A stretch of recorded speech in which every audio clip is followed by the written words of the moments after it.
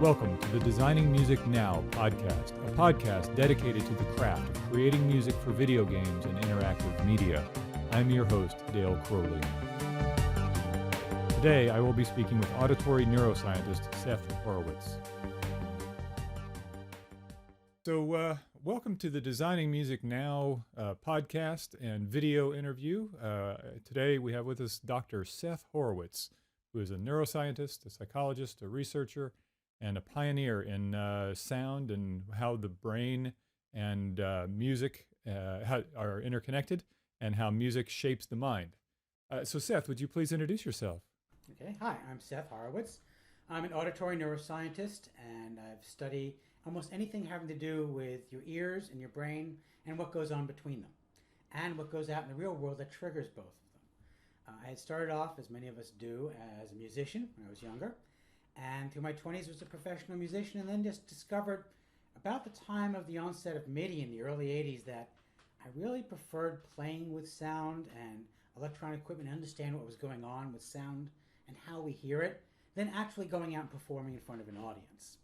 So I ended up doing a little scientific research, started working with dolphins and dolphin echolocation, and then went to graduate school to study how different animals hear, and learned how humans fit into the whole evolutionary question about how we've gone from sound just being a simple act of perception to something that actually shapes our brains and our mind on a day-to-day basis, whether it's with music, whether it's with the environment, or just going into a new place. That's fascinating. And so how did you first become interested in sound and music as a child? Well, aside from the usual parents say, no, you have to take a musical lesson, when I was very, very young, I barely remember this. About 3, I went deaf for several months because I developed chicken pox. And, you know, if you have kids or you know someone who's had it, you get these little lesions all over and they itch and you get over it. Except mine went on my eardrums. And both eardrums popped. And so for a period of 3 months, all I remember, the only thing I have left of this is a real fear of unexplained silence. And, you know, it's a good thing I'm not a father because, you know, sudden silence is like, okay, what'd the kid do now? But to me, silence means something's wrong. And I've always sort of carried that through. So I went from having this as an overview to immersing myself in music. And just when I went off to Columbia, I went to Columbia University at first, and I couldn't carry a piano with me. So a friend down the hall was really good at flute playing, and he lent me his flute and said, "You're terrible at it. Go in the bathroom. You'll sound better." And I was like, wow, this is really interesting. Put somebody into a different room, and they sound better, or at least, you know, they think they sound better. And so I got really interested in reverberation, and then I went one morning, I heard a piece on the Columbia University radio. It was some alto sax piece, and it just captured emotionally the moment of exactly how I was feeling after way too long a night as a 19-year-old. And I was like, I have to learn that song, and I have to learn how to play the sax. And the day I can play that piece as well as that person did, I will quit the sax. It took me 4 years to find out the piece because, like most college radios, they didn't actually explain who it was, but it turned out to be Sonny Chris Saturday Morning. And he became one of my favorite musicians of all times. He sadly passed on many years ago. But I went out, I bought an alto sax, and I have spent years trying to get that one piece down, and I still cannot play it that well. But I still don't practice sax as much as I should. And did you have musical training, or did you, as a child, or did you learn on your own? I had, you know, the traditional piano lessons, and then my parents realizing that I would come home from school and I would just dive onto the piano. So they actually bought me a very good piano and said, the day you stop practicing is the day we sell it. A concert-sized grand, and they had to rip out the front of the house to get it in. And I just fell in love with this piano. And I didn't realize quite how special it was till many years later, because I said, oh, it's a concert plus Bluthner, if you know what those were. Mm. There were 11 of them made, and I don't know how my parents got it, but this was my refuge, because I could go in and hit one note, and the whole house would sing. Wow. And, you know, when I finally moved out, the one thing to go to school, the one thing I never forgave my parents for was selling that piano. I didn't know what else they could have done with it, but it was my acoustic refuge, and that feeling has always stayed with me. And all through the early 80s, when I started really getting into electronic music, and I kept searching for a real piano sound, and realized there's such a difference between even the best electronic version, whether sampled or synthesized, and this physical beast that you're beating on a string with a hammer and feeling it through your whole body. And no matter how good it gets now, you can still always tell a live instrument because it's a physical experience. Whereas electronic instrument, no matter how good, is still a canned real experience. Absolutely. Yeah, you don't feel it in your body. And I definitely know what you're talking about. I remember the first time I played a Bosendorfer or a Fazoli grand, it's like it begins to play you. Yeah. Yeah. So let's go back to something you said earlier, which is about when you had chickenpox as a child and you were deaf for 3 months.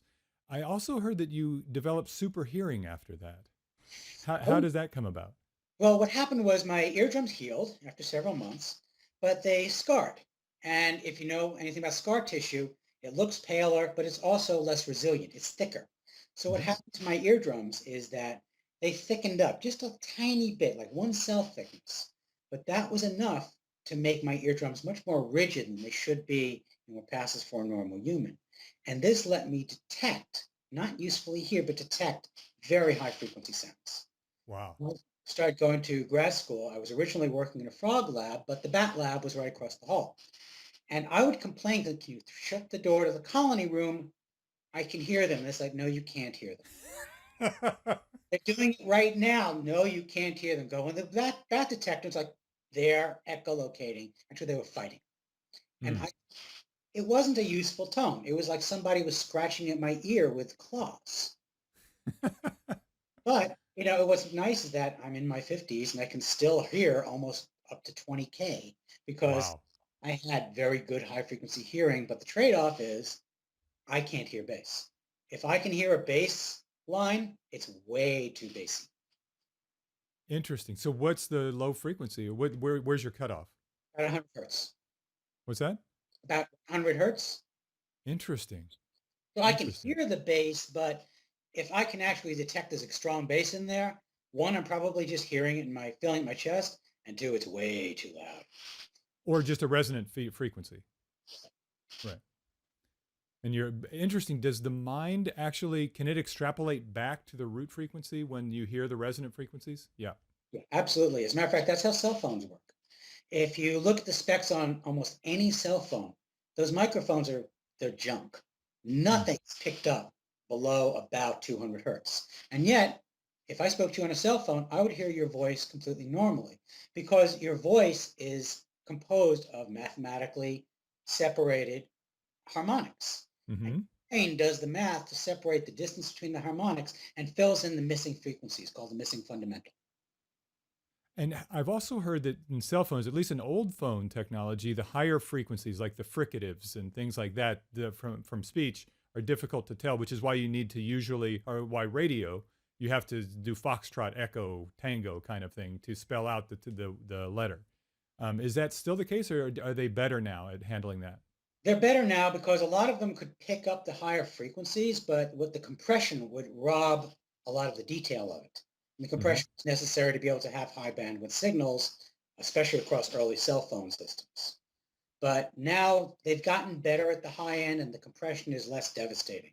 So you'll get better tonal quality, but the low end is still missing. And that's your brain filling it in. Interesting. Interesting. And so, how did you get started in neuroscience? Talk us through that. How your interest through working with animals, dolphins, and so on led you into neuroscience. Well, it started out, I was always interested in sound, as I mentioned, but I had gone to Columbia for a few years and got heaved out because I was sort of bored and broke as a 20-year-old and became a musician and then became an animator Hmm. and just sort of kind of bummed around through my 20s, always going back to music, helping with mixing, things like that. But I started working, I kind of got tricked into going back to undergraduate to finish my degree. And I had a professor who was an electric fish guy. And if you don't Hmm. know what those are, it's like electric eels. but there are electric catfish. There are all kinds of electric fish. Plus And sharks, right? Sharks use electricity, especially hammerhead sharks. yep, they basically have their whole nose is covered with electroreceptive organs. Hmm. And what is letting them do is actually pick up the electrical signals from a prey animal's trying to swim away. So the Right. faster you're trying to swim away, the better a target you are. Hmm. And he Interesting. suggested that if I was interested in sound, that start looking at things like dolphins. And since I was in New York, I started being an assistant trainer at the Brooklyn Aquarium, which is now part Hmm. of the World Wildlife Fund Center. And I just fell in love with working with them because it was so fascinating. It was like a whole world underwater that I'd never even thought about.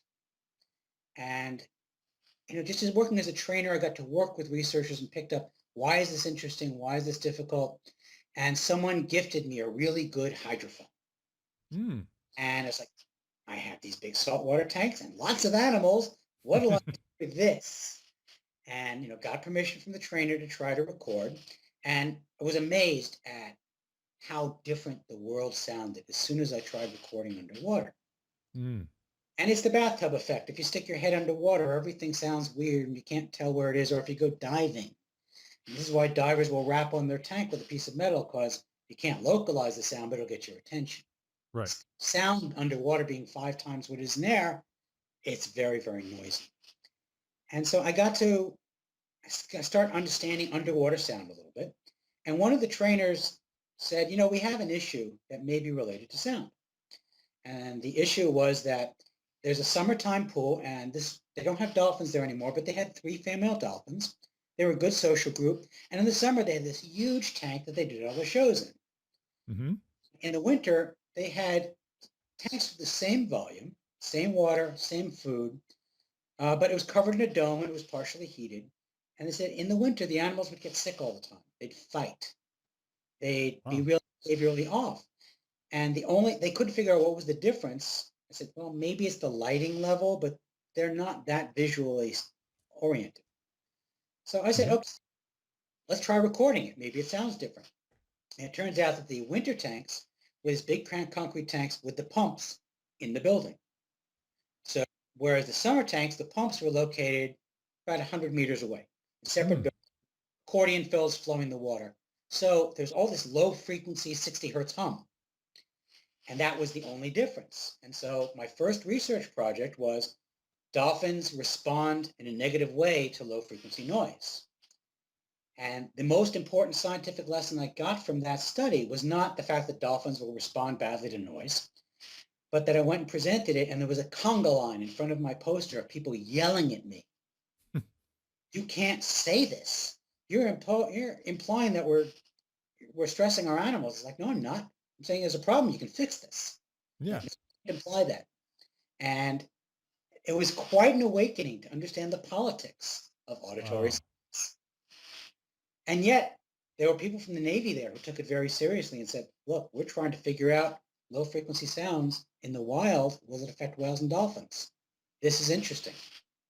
So, Now, you must be aware of this, but are you familiar with the documentary that'll be coming out soon called Sonic Sea? yeah, I've heard about it. Okay, so that is all about the noise pollution and how it's destroying wildlife and but you were literally a pioneer in this whole field. That's I, fascinating. well, I was a kid when I was doing this, and I Hmm. was learning from people who went on to prove that the sounds under the sea are creating shipping noises. We're making the whales move their migration pathways into less than optimal areas. Mm. And so a lot of people were interested in it, but nobody was listening. So, it was the late 80s. People were just beginning to realize there's more of an effect on our environment than just pouring pollutants into the water or the air. The noise we make affects everything, whether it's the Right. dolphins and the whales on the water or birds having to shift their pitch in their bird songs because they're living in the middle of cities. Mm-hmm. Right. So it was an interesting time to start getting into it. So let's see. In terms of propagation of sound, another thing that was in your book and the universal sense, how hearing shapes the mind, you talked about how the balloonist in the radio station, right? This is something from your childhood as well, I believe, that he could hear from high above the earth people talking on the street. and how sound propagates in a different way, or basically because it's a 360-degree propagation and there's nothing in between you and that sound, you can hear it high above. And I think that somewhat relates to what's going on in the ocean as well, right? Yeah, I mean, sound spreads in air in a spherical fashion. So imagine you've got your speaker and this big balloon is just coming from the speaker. It hits the ground, it bounces up, hits a tree, it bounces sideways. Underwater, it's a different system because the ocean is quite stratified. There's a top that's really hard to bounce off. Not only is there a bottom that's hard to bounce off, but anytime there's a temperature change, that acts as a reflective layer. Mm-hmm. So water, especially deep water, doesn't spread spherically. It spreads cylindrically. So you think of sound moving this way, Right. sort of the way vibrations move in the earth during an earthquake, a shear wave going this way. So it can travel extremely far. And there's evidence that sperm whales who can make 200 decibel echolocation clicks. So Right. standing in front of one is like standing in front of a machine gun. But they can actually point their head down and bounce their echolocation click off a temperature layer in the ocean, have it bounce off that, hit the surface, and propagate hundreds of miles. It's Wow. a long-term communication pathway just using highly focused sound. And in terms of, this is kind of off topic, but it's something that's always fascinated me as a linguist, is the language of the whales and the language of the dolphins. Did you study that as well? No, I was working with some people who were looking at the whistle language, and there are quite a few people. You have it on both sides.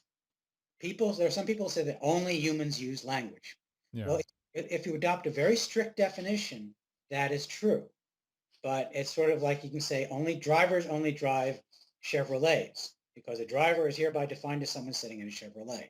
Mm. Complex communication occurs throughout the animal kingdom. And if you widen your phrase of communication, you can include plants who Of have course. communication. Dolphins and whales have extraordinarily complex, information-laden stuff that's highly structured. As far as I'm concerned, that's language. Of course.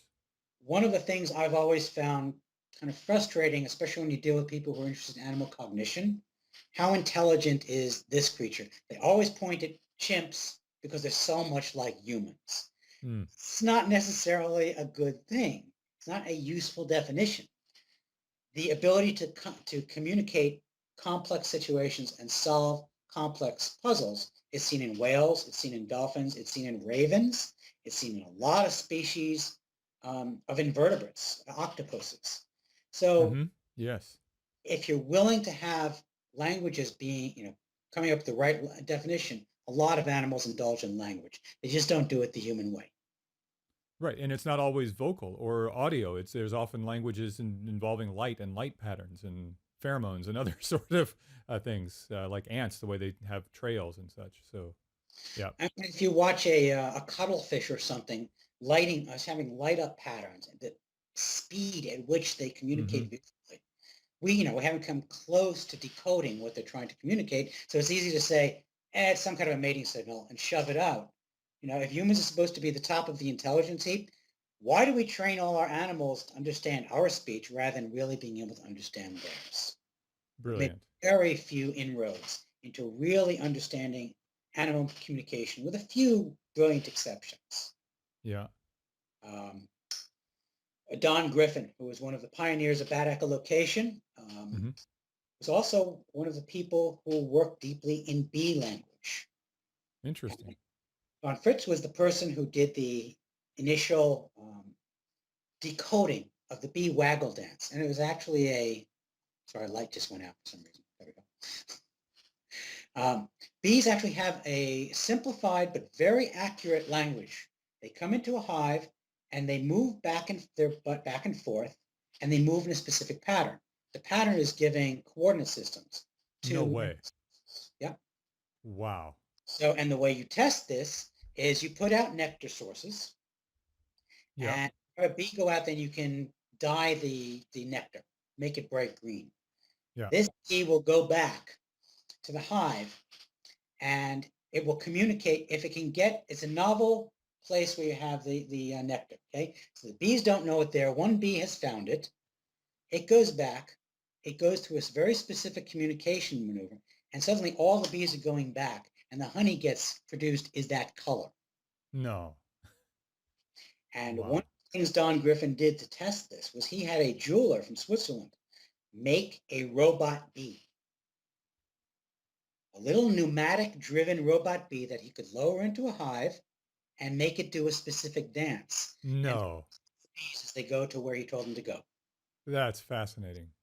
So even with a brain that's, we wouldn't even, most people in vertebrate biology don't even call insect brains, Right. but they have a very specific geographic communication.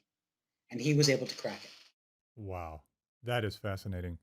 All right. So the next question I have for you is slightly on a different path. If you could have a conversation with anyone, living or dead, who would that be? Part of me wants to talk to von Bekeschi. He won the Nobel Prize for understanding how the traveling wave works in human hearing. And one of the reasons why would want to talk with him was that he went from the highs to the lows in studying hearing. He won the Nobel Prize, and it turned out he was completely wrong. Hmm. And yet, well, I mean, he came up with his brilliant theory that explained how mechanical ears are. And he did this by studying cadavers. He Hmm. would simply take, humans and cut a hole so you can watch how sound propagates through the ear. And it gave us the basic definition of how people hear. That's held for many years, but the devil's in the details. He's still being taught, but it caused generations of people to think that hearing is this passive sense. Pressure comes in, bends the hair cells, sends a signal to the brain. You heard that. It ignored the fact that it's actually dynamic, that you have these cells that pick up the vibrations in the air and send sensory signals, but you also have clusters of 3 outer hair cells that get high-speed feedback and act as amplifiers or filters. No way. When a sound comes in, it comes into the cochlea, and you'll have this one region which, will respond to everything within something called the critical band. It's a group of frequencies that are too tight for your ear to resolve. So something will come in, and this part of your cochlea starts bouncing up and down, all happy and just giving you noise in this approximate band. Hmm. What you end up with is the outer hair cells get the initial feedback and start tuning it, and they'll suppress outliers. They'll suppress harmonics and give you a really tightly filtered, sharp response. Or if you're in a very noisy environment or a Hmm. very quiet environment, they will actually start bouncing up and down almost randomly. But you get something called stochastic resonance, where noise thrown into a system that's looking for a specific signal will have better response to that signal, even in noise. That's one of the reasons that we can hear our own name in a noisy environment or Hmm. something important to us, because we have this mechanism that works really well in noise at grabbing important signals even before it gets to our brain. And so is that system self-contained in the ear and the structure of the ear, or is there some feedback also from the brain which allows that system to function in a different way? There's a lot of feedback, and a lot of it's brainstem. That's a Yeah. lot of when you look at a neuroscience article or you see that beautiful MRI of the human brain, that's all cortex mostly. That's the conscious part of the brain that does all the really elegant, very complicated stuff, but it's also quite slow. Most of your auditory processing takes place down in the brainstem within, 50 thousandths of a second. You can tell what's the basic pitch of a sound, where it's come from, how loud, and begin to get an emotional response to it. Shortly after that, like 2 of those cycles, a hundredth of a second, you're starting to 100 milliseconds, you're starting to get into the ability to respond to sounds, a startle. Mm-hmm. Down a hall in an unknown area, and suddenly you hear footsteps behind you, and you suddenly do this. You've gone from hearing something to suddenly changing your entire posture. It's a very old defense mechanism, and it only works for the auditory system and for touch or balance. If you were suddenly going to be tipped over, you'd recover just as fast. Or if someone tapped you on the shoulder and you weren't expecting, you'd startle. But Right. you can't startle from vision, you can't startle from smell, you can't startle from taste. They're too slow. Now, it does seem that, like in a scary movie or something, now, of course, there are sound effects too, which is probably what you're startling from. But is there, or maybe when someone walks in a room, is that the sound that's startling you more than the vision? The actual startle is from the sound. And you never see a jump scare without an orchestra hit or a Right. sudden loud. You can get looming effects, but what that usually makes you do is orient. So, if you were walking and all of a sudden there was a bright flash of light, you would turn and orient to it. But by the time you did that, it's not it's not survivable. It's not going to Right. happen fast enough for you actually to avoid it and be ready to do something about it. Whereas the sound is giving you the trigger not only to get up, but get your heart racing, get you ready to run. So that you don't startle to visual stimuli. You startle in movies because they've linked the sound to it. Interesting. And so in your book, you really do a great job of talking about the evolution of sound, the evolution of hearing. In other words, you go back to primordial Earth when there was really nothing to hear, Mhm. anything. And then the first one celled organisms and so on. Can you walk us through that a little bit of how beings began to first hear and why? Well, you have to remember when the Earth was first forming, it was incredibly noisy. It was a bunch of rocks coming together, blowing each other up, melting, but there was no atmosphere. So it was all this kind of pounding going on, but no one was there to hear it. So it was kind of sad. Then, the rain of fire and ice calmed down a bit, and we started getting rains. Water started condensing out of the air. We started having seas fill up. And it was still a very noisy environment, but again, still nothing in those first 500 million years. The first evidence of something showing up was probably about a billion years after the Earth really first formed. Hmm. But were probably just very, very simple microbial organisms, not much in the way of senses, just sort of living on the chemistry and whatever sunlight they could get. It wasn't until probably a couple of billion years had passed and you started getting animals that could be active in their environment, not just float around, but go ahead and eat somebody else. You need complex behavior, you need complex input. So one of the first senses would probably be a vibration sensation. Vibration senses lets you know that somebody's moving towards you, and if you have some predatory ability, you can go find them. And if you don't have predatory ability, hopefully you can get away from them. Vibration sensitivity of your environment was probably the first step in the evolution of hearing. So And in you a can sense, it could have been the very first sense. Sound and the music could be in a sense, maybe that's why you titled the book The Universal Sense. It is the first and the primordial sense. Yeah, I mean, we can't tell where vision, if you want to call it that, first popped up. There's light sensitivity, early cyanobacteria photosynthesized, but it's not eyes, it's just a surface. So it certainly could be, and it's one of those things that you can argue about. I call the book The Universal Sense because one of my first tasks as a graduate student, my advisor, one of the first things you get is your advisor will give you something that's really doable, but they don't want to bother doing it. It's your job. Congratulations. And she had told me that, someone asked her what vertebrates are deaf. There's a lot of blind vertebrates, a lot of vertebrates that, like us, can't sense electromagnetic fields, have very poor sense of taste or smell. Um, so what vertebrates are deaf? And so I searched everything. It's like there's the old stories. Oh, snakes are deaf. No, they're not. They just hear very, very low frequencies, and they're getting it through direct contact with the ground. And one of the most fun snake hearing studies was done with a rattlesnake. Rattlesnakes cannot hear their rattle. That's to warn mammals. They don't care. Interesting. No way. So they evolved a warning to warn off their large predators, which would be birds and mammals. That's fascinating.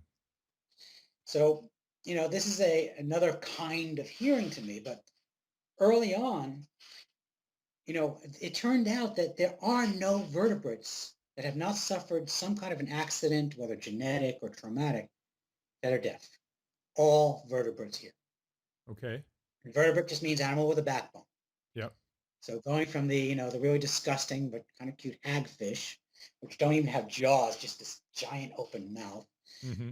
through dolphins, whales, human chimps, whoever you want to put at the other end of the scale, all here unless something's gone dreadfully wrong. And that's why it's universal to me. Now that's all vertebrates. Are there other animals in the animal kingdom that also hear?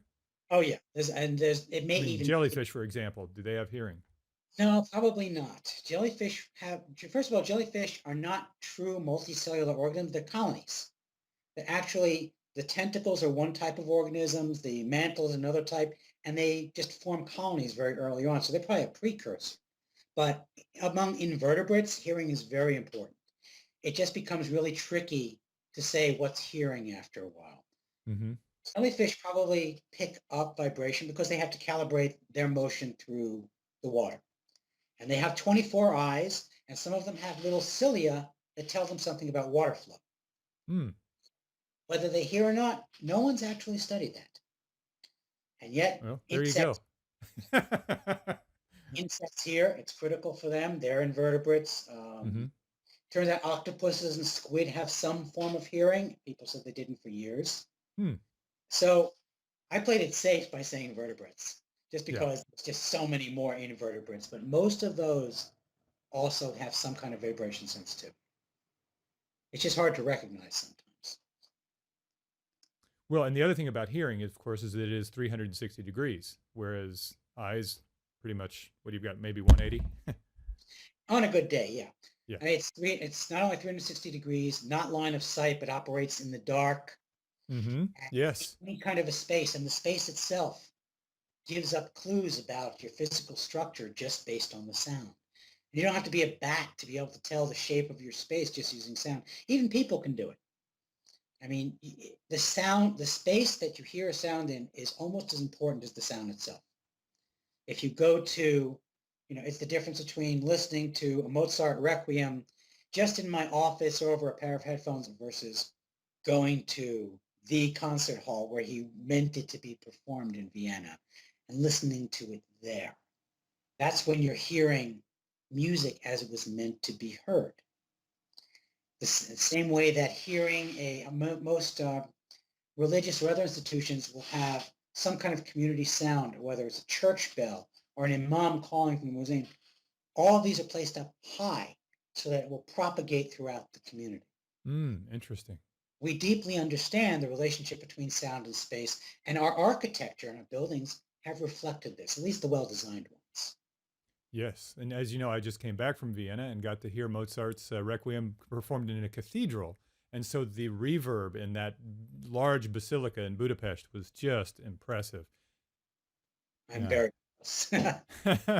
But also hearing a Bach's Toccata and Fugue in D minor played in that cathedral organ, you can't imagine the difference than, hearing it in headphones, for example. Yeah. Yeah, headphones change the entire relationship to the sound. I mean, because you do listen with your whole body under normal circumstances. Mm-hmm. And you'll pick up vibrations in your chest, you'll pick it in your back, you'll feel it delicately in the face. You're not aware of this most of the time unless you bother to pay attention to it. Or you go to a real recital with acoustic instruments and sit close enough. Mm-hmm. If you want to hear someone who really understands this at a deep level, listen to the TED Talk or see a lecture by Evelyn Glennie, or go to one of her concerts. I'll put a link in the description. Yeah. Okay, Scottish percussionist. She's brilliant. She did the London Olympics where they had all those thousands of volunteer drummers.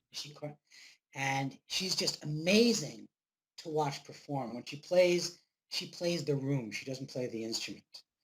And I got a chance to work with her a few years back when we were working on an IMAX film project together. Mm-hmm. And she would always come out on stage barefoot. And she would adjust. She'd be playing in front of a concert marimba and would adjust her skirt height and the resonators so that they would resonate right onto her shins because she's deaf. Oh, that's right. I've seen that talk. Yes, fascinating. And she uses her whole body to listen. Yeah. And I mean, she was so good at it that it being me, is like I'd have to try to talk to her at different levels when her back was turned to make sure she could really not hear me. As soon as she saw you, it was both visual and just postural, picking up every sound in the environment.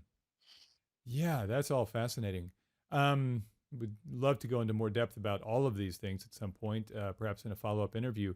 But for right now, let's move on to some of the other questions I had for you. Like, what is your favorite video game? I have to say it's Portal or Portal 2 out of a long list. Largely because they were so personally immersive for me and the sound was so perfectly done. I have a peculiar relationship to sound in video games or video games in general. I have to be whoever is playing it. I can't play third-person games. which means entire genres just never worked for me. Interesting. It's the difference between diegetic and non-diegetic sound for me. If a well-presented audio environment will just grab me and haul me in. But the problem becomes even a well-crafted soundtrack for a video game is like, this doesn't belong here. This makes me because it's coming from outside the game world. exactly. The first time I'll play a game, I always turn the music off. And there's no disrespect to the composers. I know some great game sound composers, but it's just to immerse myself in a game, it has to be that. And are there any games that do that you have found that actually utilize diegetic music, that is music that's coming from some of the instruments in the game, that do that well? That was one of the things that grabbed me about Portal, because they had that silly radio playing the same song by Jonathan Coulton over and over again, and it was a place marker. And I was like, okay, this is really goofy and annoying, but that's its job. Yeah. So that always worked really well for me. And I do have this tendency, I'll start a video game, I'll turn on the sound to experiment, and then if the music is really well done, I'll stop playing the game. I'll sit there and listen. It's like, okay, what's going to happen now? So I tend to dissect rather than experience when I get into a video game. Interesting. So speaking of composers, who is your favorite composer? Oh God, that's really, really hard to pull up. I mean, it depends on my mood. It ranges from Samuel Barber if I'm in a really deeply depressive mood. Because then everybody has to get shot in slow motion while they do the same adagio for strings. I mean, in the classics, I tend to prefer Scriabin, and I can tell you why. It's just an emotional response to it. Yeah. I tend to be all over the place. I really some music that I deeply enjoy. I don't even know the composers. 1940s swing music. I mean, we all know like Benny Goodman, all the composers and the arrangers at the time. But there was this whole generation of musicians, women big band members who never got any credit. I got sucked into that world accidentally. I have no idea who came up with most of their music, but groups like the International Sweethearts of Rhythm, in World War II, they went on battles with the bands up against the Glenn Miller Band and kicked their ass. Wow. And no one really knows about these bands because, they were just, it's like, whoever heard of an all-woman big band? Who can imagine seeing a woman playing tenor sax for 2 hours? A woman who was a tenor sax player and band leader, and she would play a tenor sax for 2 hours wearing heels. And I play alto, and I get tired after half an hour. Yeah, and you don't wear heels. I'm also a big fan of a lot of the old blues and the race records. The bands that didn't even have any kind of credits on the old Edison recordings. So, a lot of the old blues recordings and the old blues music, there is no direct line of who wrote this, but you can just hear the evolution of the music over time as you listen to it. So I know I'm not giving you a nice, simple, linear answer. Oh, no, there's no need for that. Any answer will do, and that's a great one. I think that's a really interesting perspective. Do you have a least favorite composer or genre? Basically, anyone who has taken real music and turned it into elevator music. That's great. And I know people who actually work for the Muzak Corporation, and they're great musicians and they hate themselves. I can imagine. Yeah. Take Pink Floyd, Welcome to the Machine, and make it acceptable. Oh my, that's great. The next generation to try and do that with Trent Reznor. Yeah. Incidentally, he is also one of my favorite composers, and I only knew that he was a composer of video games because I used to play Quake back. Right. This is great. Who did this? And it's like, who are these guys? Never heard of them. And then also I was like, oh my God, that's 9 Inch Nails. Right. Absolutely. So along with favorites, what's your favorite instrument? To play, it's still alto sax. I don't practice nearly as much. As a matter of fact, these days, I think I've spent more time 3D printing mouthpieces than actually playing with them, which is sad. But there's just something very physical about it. It's when music is attached to your voice and your breath, to me, it's Hmm. so much deeper. Although, if I'm just going to sit down and bash away at something, I'll pull out a keyboard. Hmm. And do you have a least favorite instrument? I can't say it anymore because I have a really good friend who's really well known for playing it. That's okay. Go ahead. Throw him under the bus or her. Okay. Uh, for normal situations, I would say it's the accordion. Yeah. Yeah. But one friend who's a Zydeco musician who said, "You're an idiot. Listen to this." I'm like, "Oh, damn, you're right." And Hmm. of course, my wife and I are friends with Pauline Oliveros, who these days is doing, the deep listening aspect of music, where she will play the accordion with one note lasting 20 minutes Oh, wow. to change your expectation about what is listening supposed to do. Hmm.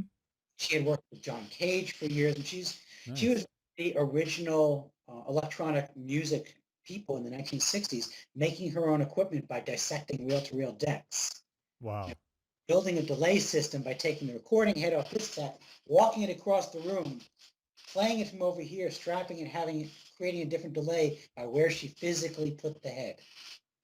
She's just Interesting. an amazing lady. And so do you remember the Gary Larson Far Side split Yeah, screen where you have in heaven they're all playing harps and in hell they're all playing accordions? accordion. Yeah. Yeah. But there's something about it when it's just typically played, the wheeziness of it just kind of Oh, goes, no, it's come back with a vengeance. There's definitely especially in the more alternative rock scene or alternative band. Lots of accordion music is there. Also, video games, tremendous amount. Even in like Bioshock Infinite in particular, you hear a lot of accordion. well, yeah, well, I guess that's also, they were trying to come up with, it's kind of interesting, the sort of the audio archaeology.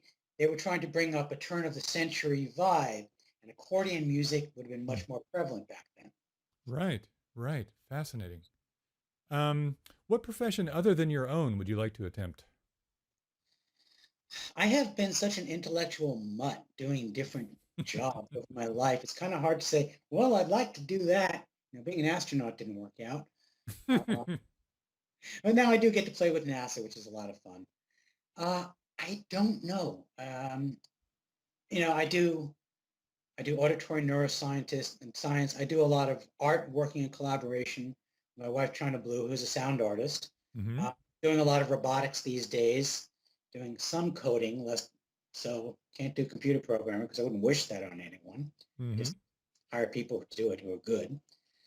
Um, I don't know. I mean, I think the only thing that I would ever sort of say I wish I could try that would probably be something a little bit more physical and less social, like go and be a bush pilot. No, interesting. Okay, bush pilot it is. I uh, was I was a student pilot for many years. The only problem with it is it's so damn loud. oh, and high frequencies too. I would imagine it would bother you. Yeah, Everything. yeah. So even with a nice noise canceling headset, which make me nervous because I know if I'm in an environment it's supposed to be loud and it's quiet, that sets off a like, what am I missing? Back to your fear of silence. Comes back to that. Yeah. So you mentioned NASA. Tell us about your work with NASA. That sounds really fascinating. I've been sort of on the edges of NASA since I was in high school. I was a Viking intern, working on the Viking Mars lander. No way. But yeah, and it was just weird little coincidence that before there was the Google Science Fair, they had the Westinghouse Science Fair. It's a Of one. course, I was involved in that. Yeah. Okay. Well, I was myself and two of my friends were the first in our school to apply for it. And I can't got like honorable mention finalist kind of thing, didn't win. But NASA announced this little competition. It's like, well, we have to go ahead and spend some money we got as an award. So write a proposal. Fine. I took the thing I did, wrote for the Westinghouse for designing a new power satellite using the solar wind, and I sent it off sort of as well, it's written, what the hell? Mm-hmm. And they said, okay, what do you want to do? We're not going to give you $35 million to build a power satellite. That was my boyish dream, but they had me come on down to Langley Research Center where they were managing the Viking Mars lander. And it just introduced me to the world that you could just come into this place and think, and people will give you resources Hmm. and do things that will not necessarily have any benefit right now. And it was just opened up for me that this world is still here and it's possible. And as I've gone in my life, I've always stayed interested in the space program. And I was doing NASA research right after being a grad student, my first faculty position. I was studying sleep and insomnia and how it applied to astronauts. And Mm-hmm. it turns out the part of the problem is that the other half of your ears, your vestibular system, drives sleep. So And talk about the vestibular system real briefly. well, if you think about your ears, one part is busy picking up sounds, processing what we do with them. But there's another part to your ears, and people when they think of it, they think of it as driving balance. And in your vestibular system, you've got these Mm-hmm. elegant little loops that act as angular accelerometers, and these little organs that act as linear accelerometers, just like you have in a good cell phone. You Mm-hmm. tell the screen changes the turns. You've got one of them on each side of your head. And all it measures is acceleration of your head. But because we're these gangly, weirdly built primates with a very heavy head on top of an unstable platform, our sense of balance is really quite good, except for mine. In general. And ask my wife, the former ballerina, and I was like, yes, I have crappy balance. But it turns out that balance, because there's almost no part of the brain that you can say that's a vestibular responding section. So people tended to ignore it. I mean, we've only known it was a sense for about 100 years. It was Mm-hmm. always, balance was always just thought of as a visual thing. Well, it turns out it's the other half of your ears, and it's incredibly fast and so deeply tied to every other sense you have that nobody thinks of it as a sense. Hmm. And that get motion sickness is a disturbance between your vision and your inner ear. They don't line up because vision's Right. slow, ear's fast. The reason you want to throw up is that your inner ears are some of the first things to pick up stuff from your bloodstream. So if you get poisoned, first thing you do is signal, get nauseous, throw up to get rid of the poison. Wow. So if you're doing something and you're on a boat and your eyes are going this way, your Mm-hmm. body's saying, I'm feeling nauseous. I must have been poisoned at a very baseline level. Wow. Wow. So It's a survival mode. yeah. So what I've Basically, always learned on a boat is you have to look at the horizon. You have to look out. You can never don't read, don't do anything else. Just watch the horizon as far as you can, and then those two sync up, and you're okay then. yeah, what happens is that your vision will eventually swamp out all the rapidly changing signals from your ear. Because if you Mm. hold it steady, it's sort of like putting a noise band in. Then even if you have another audio track going on, it gets swamped out. You'll hear the peaks, you'll hear the dips, but you won't get something going in and out of phase all the time. Whereas if you're reading something about and you're doing this, your ears are moving faster than your eyes, you're going to lose your lunch. Yeah. Yeah. So this is what the other half of your ears do. They calibrate your inner world with the outer world. And in doing so, they drive emotion, they control blood pressure, they control sleep, and got really interested in the fact that, astronauts they couldn't sleep. Everyone's known this for years. Mm-hmm. They're saying, well, they're going through 20 sunsets a day. It's like they have window shades. That Yeah. doesn't work. Something about the vibration on launch. No, this goes on for months. It turns out microgravity upsets their inner ear, and that upsets their sleep cycles. Interesting. And so one of the studies that I did that I kept working on privately, even after I left Brown, was figuring out, well, you can get your ear, the inner ear, to talk to between sound and balance. Most people think that this is pathological. There are diseases where if you hear a loud sound, your balance will shift, or if your balance shifts, you hear a sound. Mm-hmm. I said, they're not supposed to crosstalk, but they do under certain circumstances. Hmm.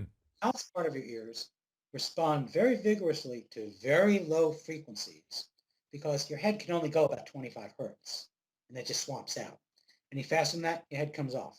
So it's just very high amplitudes and very low frequencies. So imagine going into a club. Something in my age I don't have to do very much anymore. Yeah. But you go in and there's a 90 decibel, 4 on the floor Mm-hmm. and you're stomping your feet even though you hate the band. Yeah. Because that 100 decibel or 90 decibel pounding going at only 120 beats per minute is a perfect auditory trigger to put slight triggering of your vestibular neurons. And what that does is send out little pulses all the way down your postural muscles, making you. Interesting. And there's a couple of people in Scotland doing really great work on this. And it turns out, though, you can use that.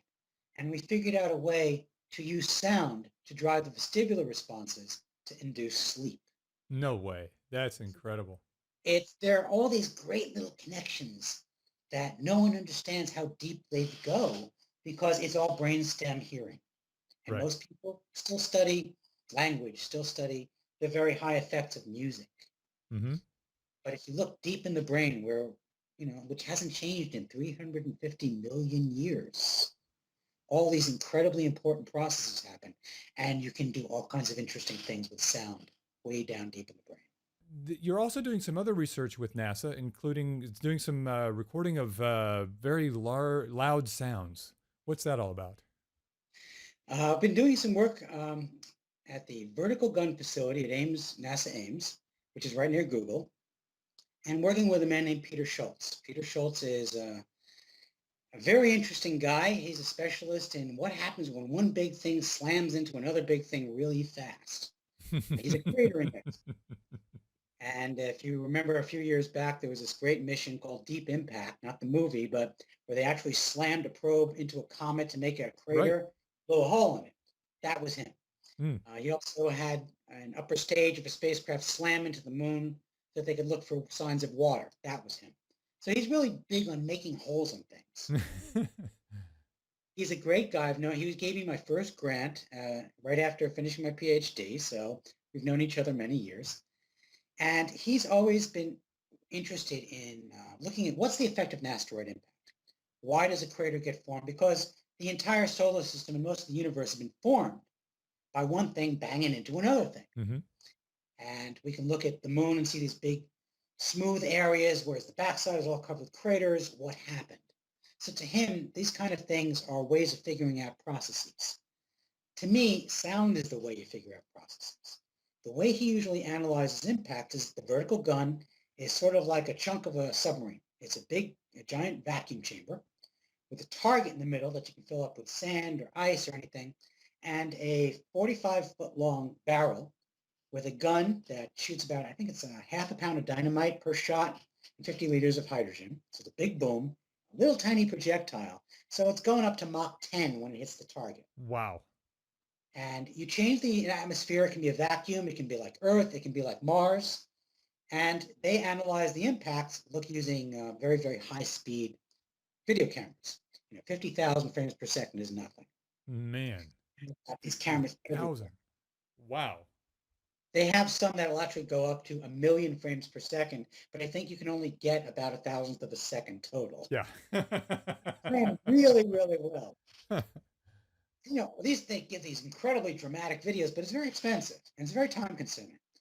And as Pete was describing this to me, it started me thinking, it's like, okay, what else could we get out of this? If you're interested in the time of arrival of the explosion, of the shock wave, the gases that come afterwards, of the propagation of the vibration, why aren't we using sound? My wife, the sound artist, said, what would it sound like? And so we convinced him to let us come out several years ago just to try it. Bring a bunch of different microphones. Throw them in the chamber, see what will survive vacuum and what won't, and record everything. And the first time we did it, when you have an impact happen at Mach 6, you have these flaming chunks of molten sand. It's really hard on PZM microphones.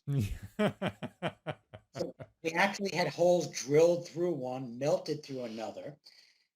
We also figured it's like, oh yeah, cardioid mics aren't going to work too well in near vacuum, are they? Nope, no vibration.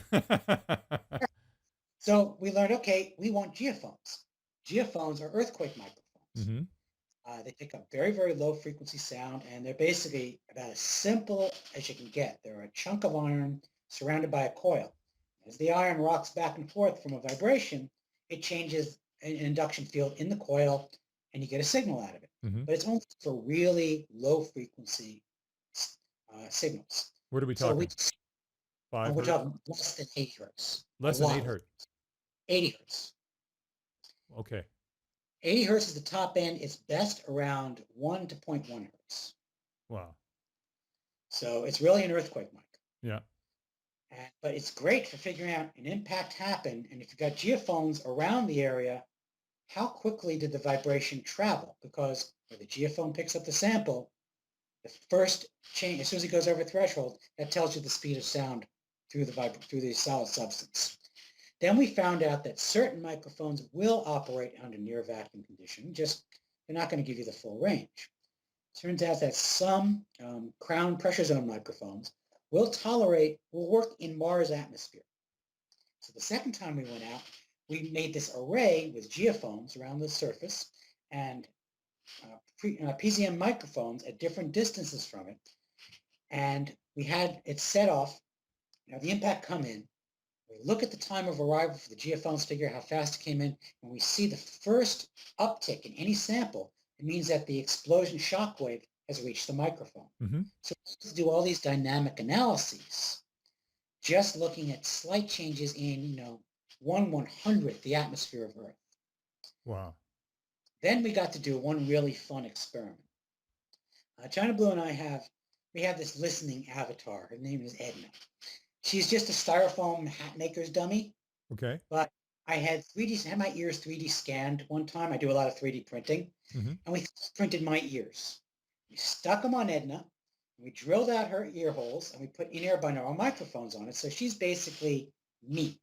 Yeah. We shoot the Zoom recorder inside of her, and we sent this up on in hot air balloons so we can listen at different altitudes to imitate that Gene Shepard radio show. Hmm. Uh, and we said, let's try it. We got permission to put her in the chamber when they were going to do a simulated Mars strike. So there's the styrofoam head with 3D printed ears with the digital recorder shoved up inside her neck, about a half a meter away from a 10 kilometer per second impact that just, and we looked and we listened to it and we could hear everything. It just sounded like God had sneezed. Even though there was very little air in there, talking 1% of the atmosphere that we'd have on Earth, it just sounded like you were not going to survive this impact. It was an incredible sound. Now, have you done recordings with full oxygen and full Yes, there atmosphere? happens some, and they're incredibly loud and noisy because what happens is not only do you get the impact sound, but then you get a dust storm. From Right. if it hits the target and the target is full of something like crushed lime, like what you put on your lawn is quite common, Hmm. sand, ice. But as soon as it hits and there's atmosphere, you get a windstorm with dust. And then you basically write off your microphones because you're never getting all the stuff out of the holes. Of course. Yeah. But these experiments have shown that you can use sound to carry out really complex three-dimensional analyses of how energy transfers Right. in near space environment. So, we're hopefully going back again soon. Well, fantastic. When do you find yourself most creative? And Unfortunately, late at night, hmm. it's usually, my wife and I start packing in at around 11 o'clock and then blip at 1 o'clock in the morning. Oh, that's a really good idea. So it used to be jump up, run downstairs, turn on the computer. And then we got smart. My wife came home one day with a quart of blackboard paint. And I'm like, no, really? So we painted my office wall and you actually sort of see in the low light Yeah. levels. Yeah. The wall's my blackboard. Oh, And then I said, wow. that worked really well. Can we do that in the bedroom? She said, we need the bedroom dark. I said, but honey, so the bedroom wall right next to my side of the bed is a blackboard. Wow. So that's where you write down your ideas. 1 o'clock in the morning, scroll, scroll, scroll. And I've learned to write big so I can read it the next day. When I write in my dream journal, a lot of times I can't read it the next day. Well, I gave up having a notepad because I Yeah. can't. But if I have to stand up and write with chalk, I don't have to look at it because I write so large, I can look across the room. But that hour of the morning is when the weird ideas come. And so this is a great way to handle it. Awesome. And when are you the most happy? Evening. I'm a night person, no question. I think if I'm in a place where it's quiet, but I can listen to new things, Mm-hmm. that's usually when I just get all. I mean, the happiest sound moment that I've ever had is an easy one for me. My wife falls asleep first. She's one of those people who can sleep through anything. It's a gift. And I take hours to fall asleep. About 20 minutes in, she starts snoring very lightly. Then the cat jumps on the bed because he's heard her and knows she's asleep. He sleeps in her feet and he starts snoring. And there's always this one moment where they counterpoint. And at that moment, I know Oh, because my wife and my cat are both safe and they're snoring here. And my brain wow. just goes, "You're safe."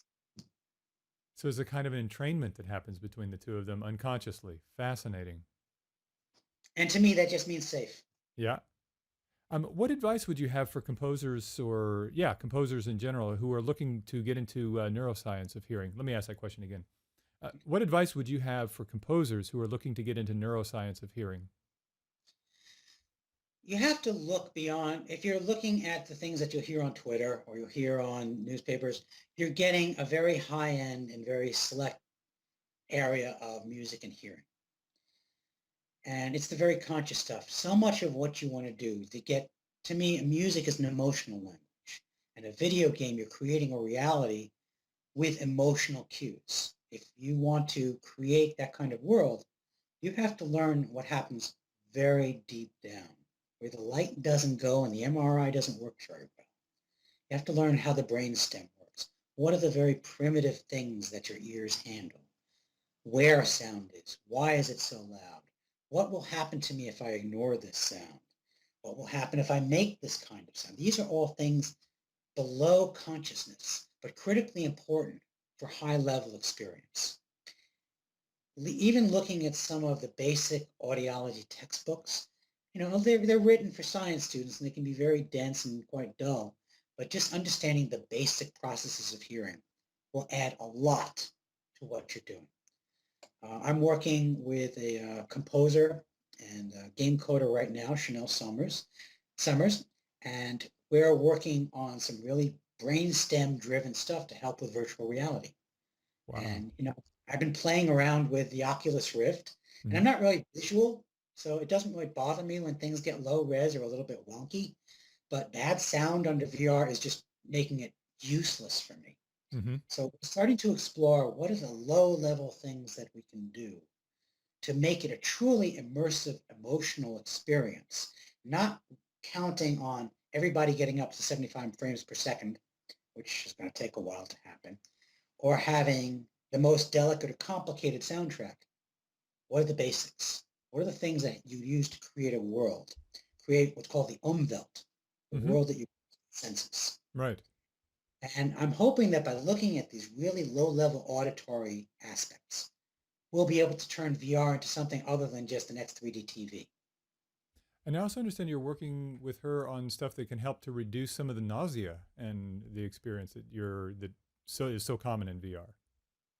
Yeah, again, that's a very brainstem driven response. And we started out on it just a few months ago, and we're already at the point where we're going to start testing. Cool. And it's going to be a very generalized, useful technique. And we've actually gotten NASA funding for it because Wow. it's gotten very interested in virtual reality as teleoperations.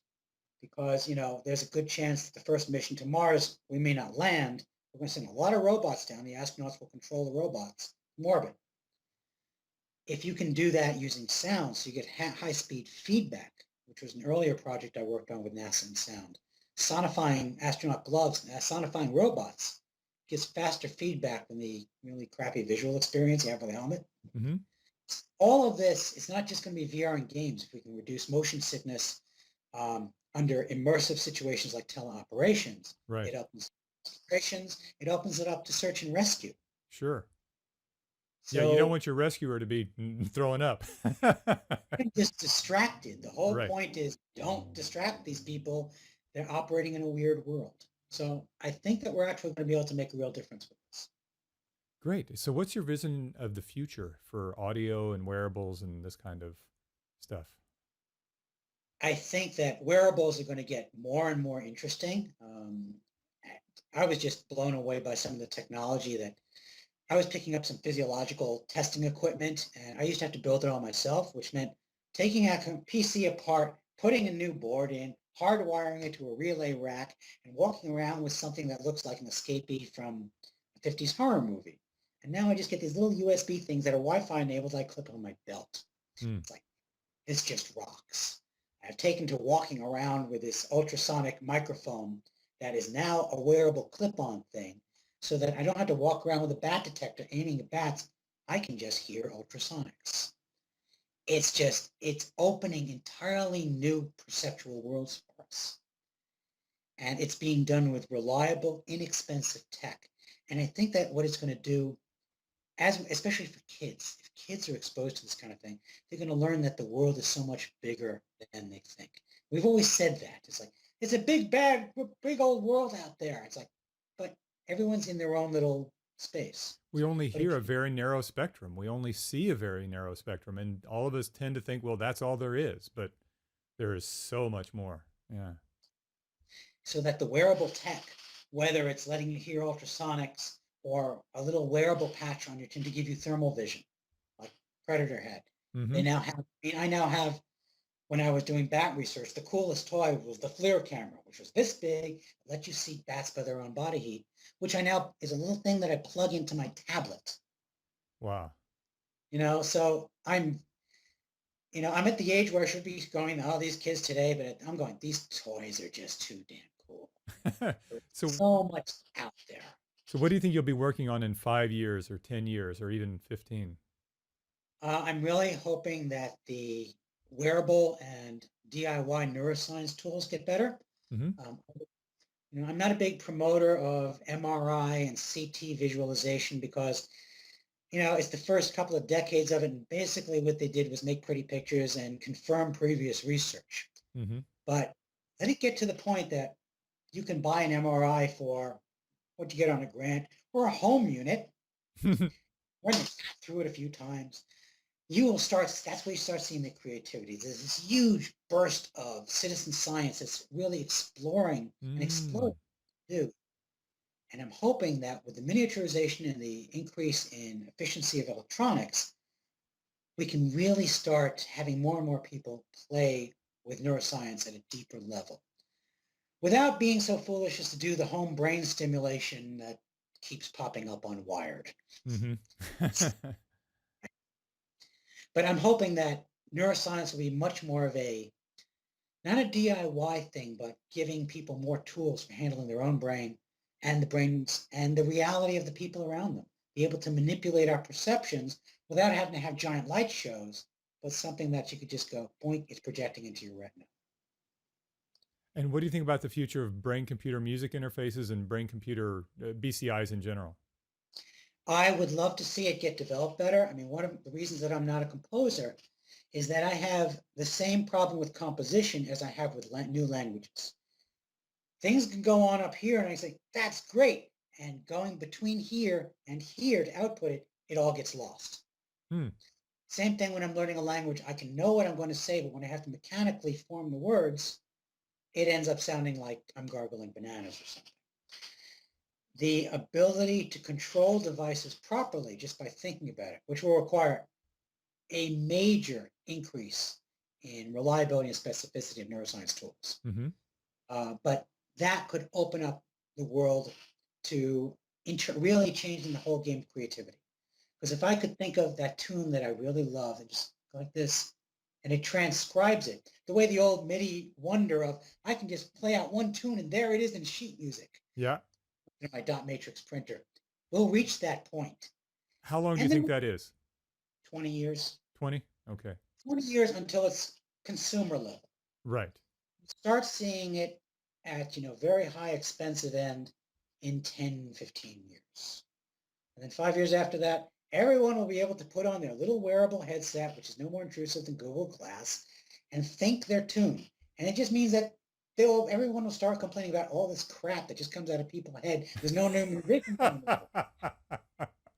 But the people who are trained in it and who really think musically will suddenly have a means of expression that was never open Well, it's really been wonderful talking to you, Seth. And I can't tell you how much I appreciate you being on our team here at Designing Music Now. I think getting your insights and your feedback and your perspective on the world will be just a tremendous asset to all of the stuff we're doing here. Thank you, Dale. I'm very happy to be part of it. Well, really appreciate this talk today, and we'll talk to you again really, really soon. Okay, sounds good.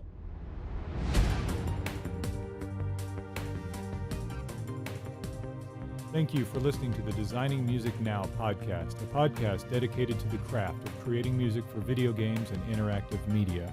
Please visit us at designingmusicnow.com for more info, news, and reviews on this subject.